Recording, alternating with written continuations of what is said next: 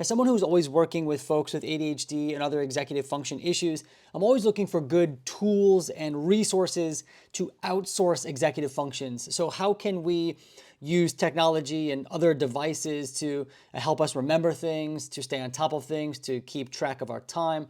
And I actually, from a while back, I have the Kindle Scribe. And so I wanted to see if this would be a useful tool for outsourcing executive functions, right? And so that's what this video is going to be about. It shouldn't really be a long video. By the end of it, I'm going to share with you whether or not I recommend the Kindle Scribe for outsourcing executive functions. Is the Kindle Scribe actually helpful? Would it help people who deal with ADHD, or are there better options out there? If you don't know, the Kindle Scribe is this right here, right? It's a fairly large, I have a bright light on it. You can't really see. There you go. It's like a checklist right now. The Kindle Scribe is, number one, it is a Kindle. So what you know Kindles to do, they're e-readers. You can read books on it, articles, things like that. It is mostly a reader. So this still functions as such, but it's called the Scribe because it also has a notebook feature. So it comes with this stylus right here. It's not, it's designed nicely. It sticks right there, this pencil. And what that then allows you to do is free write in notebooks. So this is an example of a notebook. Now there's different templates you can use. This is just a checkbox template. And I found this to be helpful because now we can, I'm just going to do this back for the sake of the video, right? You can kind of free write and then you can erase, right? So obviously we can make checklists right here. And again, just for the sake of the video, I'm doing some scribbles. Now, originally, well, the other thing that you can do is that you can annotate PDFs. Lost focus there. We can annotate PDFs. So if you find, I don't know, an article from the web that you like and it's a PDF, you can export it to your Kindle and you can write on it.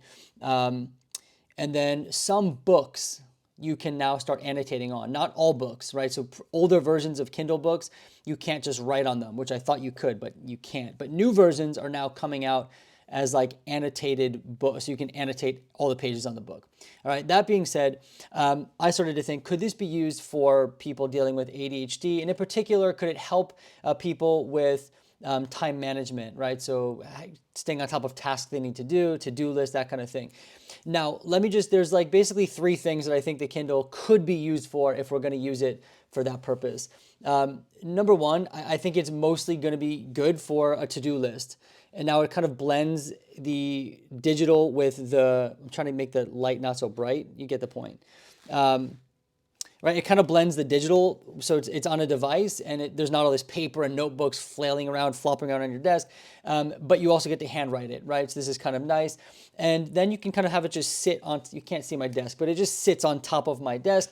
And so I can always look at it throughout the day. I can cross things off, and that's all really great, right? So that's a good thing. I like that. The other thing I like about it is you can actually just email it to yourself. So if I go into the options and I click this button at the very top, and you can just click the option. Actually, there's a little arrow right here. The point is, there's one button, you click it, and you can email it to yourself.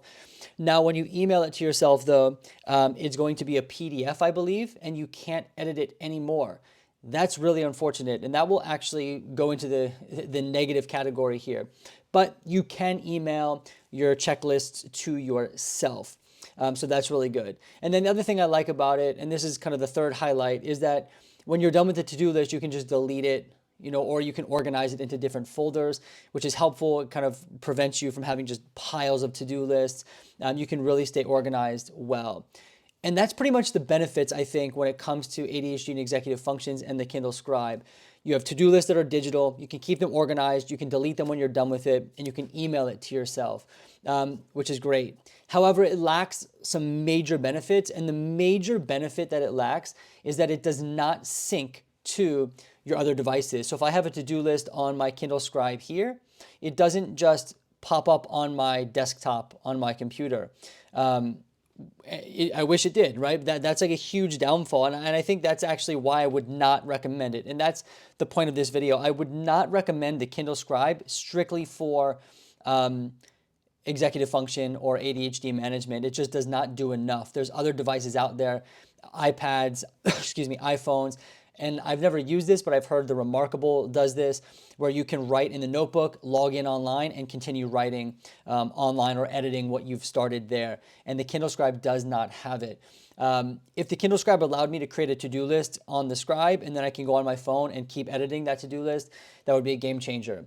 But it does not do that. And for that reason, I do not recommend it. However, if you're looking for a good e-reader and you just want a nice kind of digital notebook, it does feel good to write on. It's very minimal. There aren't many bells and whistles or features. Kindle Scribe is not a bad option. I do find myself using it every day.